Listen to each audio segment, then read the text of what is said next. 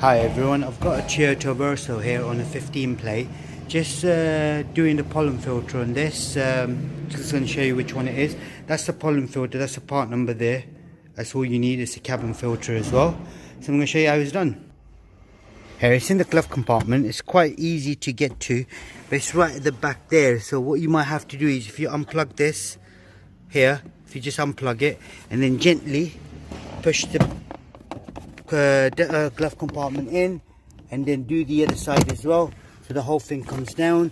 Once you get it down, that's what you need to remove. That's where the cabin filter is. So if you push this forward, take it out, then that's how it's fitted. So you got up, facing up. So when you get the new one out, you'll have an arrow sign on it as well.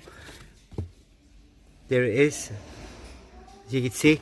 So if I remove this one, now you can see how dirty this one is compared to that one there. So it's quite nice and clean. So you slot it back in, make sure it goes in properly, and then you slot that in first. So you got it there, and then you slot this in as well at the same time, so this is nice and tight. Now these are the lugs. That's where the glove compartment sort of sits into. When you do put it back in, make sure it goes the right way. So I am on my own, so I'm going to try it, see if I can get it done. That's it. And then you push it in.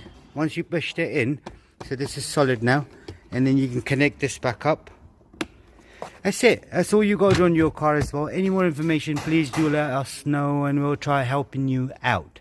Thank you for watching. Goodbye.